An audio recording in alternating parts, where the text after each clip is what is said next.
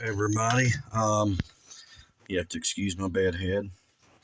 I wanted to get out here. Of course, just like the rest of the country.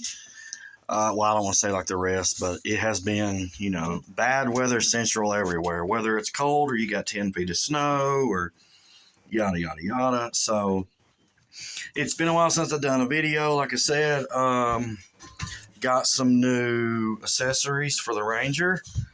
I actually had some doors ordered. Uh, they were shipped and everything, and they were kind of set in steel in one place. Anyways, long story short, I ended up calling. Somebody had stole my doors, so thank you. I saved up for a long time to buy those doors. It was like, almost $800 and some change, which I don't have just lying around. So I got my money back for my doors because they were like, hey, it's going to be another 30 days or something like that before we get a new shipment in. So I said, hey, give me my money back. And that way I can order, something else that I wanted and still have money left over to get my doors. So like I said, I got the Ranger rock sliders. Yes, the actual Polaris ones from Polaris. So far, the installation has been pretty simple. You don't really have to take a whole lot off. Oh, and I got new tires. I just got tired of cheap tires, like I said in previous videos. Polaris for I don't know how much this would cost in your area, but I think I paid after a down payment. I paid like 13 grand for this thing for tax and all, and it came with just the crappiest 4-ply tires that they were like lawnmower tires. So I popped 2 in the beginning, had to buy 2, and then the 2 that I bought, were already wearing out. And I was like, you know what, screw it. I'll just get a whole set. And I've used this company before on several other side-by-sides and four-wheelers that I've owned. And this company and their tires, these tires in particular, I know they look very familiar, don't they? They look just like what Polaris would put on the razors and stuff stock. But they're 6-ply.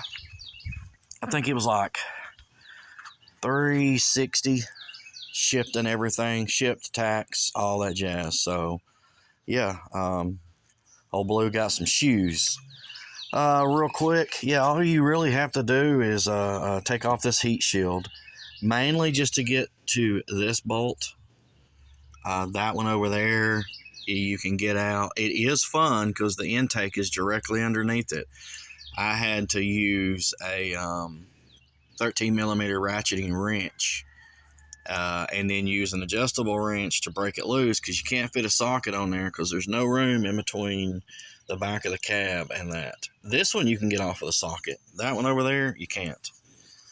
Other than that, I'm going to have to trim up my homemade mud flaps, which, again, those have been stellar. This is, I don't have to clean out under here near as much, but this is after like 2 or 3 rides. And you can see it's mostly just water residue. Beforehand, you wouldn't even be able to see that battery or nothing. And then over there's the same. All that is just slosh. That used to be so covered you couldn't even tell it was a gas tank. You really couldn't. And again, I made those out of mud flaps for a box truck. So like transfer truck mud flaps.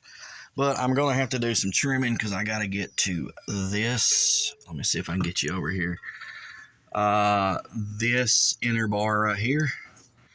Because this right here bolts up here. And then this lower one goes around that bar right there with the pre-drilled holes. And then, there's a couple other things. I won't bore you with it right now. I just wanted to do a video to do an update because I don't think I've done one in probably a month or so, maybe longer. I'm not sure. And I made a promise to keep up with content and stuff. So for the few people that I have that follow me, I just, want to keep my word, really. Um, I did end up running across a camera and more camera gear. Once I get all that stuff set up and figure out how to even work it, um, I'm not the tech savviest person in the world, so I'm more mechanically inclined and not electronically inclined. If I don't even know if that makes sense. I mean, I could take this thing and rewire it and tear it apart and rebuild it and add accessories and all that, but man, when it comes to like newer technology, you've lost me. And I know it's stupid. It's like, oh, all you gotta do is just press a button and set this and set that. And I'm like, yeah, I'd rather let a buddy of mine that does all that. He's really, really good with all that stuff. And I noticed on YouTube a lot of people, they don't even do their own stuff. They have somebody that does it, which is fine. I'm not, again, I'm not harping. I'm one of those that needs somebody to do it. So hopefully the content, especially around springtime, which I ride all year round, I don't care. I rode the other day when it was snowing and it was 5 degrees and the wind chill was, I think, -5. And a lot of people were like, you're crazy. And I'm like, yeah, but I dress for it. I have coveralls. I have heated gear. I have like battery powered jackets and all this and that jazz. Like I dress for it. It would have been nice to have my doors if, thanks to whoever has a brand new set of custom made Polaris 570 doors. I really hope that they do not fit what you're trying to put them on, because mine were custom made.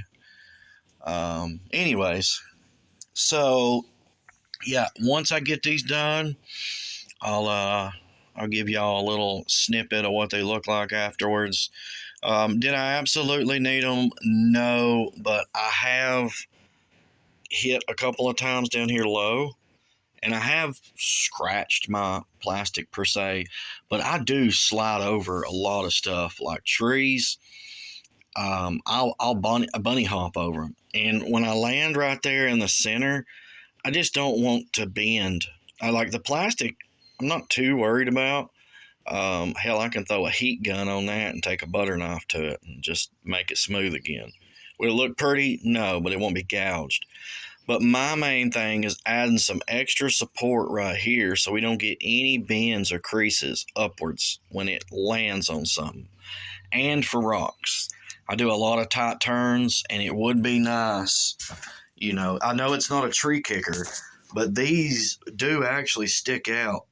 They will stick out, the width of that. So they'll stick out probably, I don't know, 3 or 4 inches or so.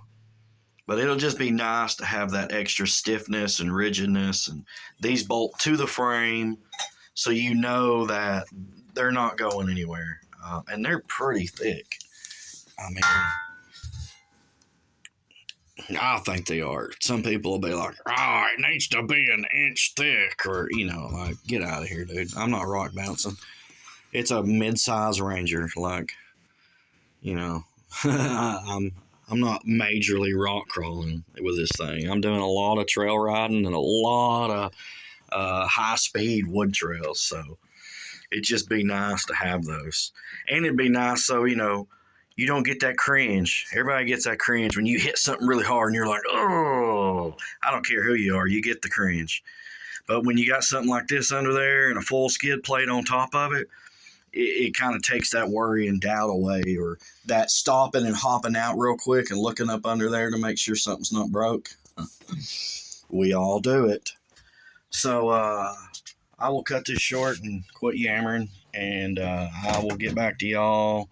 I'm probably going to clean it up once I get done, because I've been meaning to clean it. Like I said, honestly, I'm a ritual person on keeping my rides clean, but it has been, like I said, 5 degrees the last couple of weeks. It has been literally under or below freezing. And today is crazy because it feels like spring. I swear it feels like it's 60 degrees out here. Like there's actually a little bit of humidity.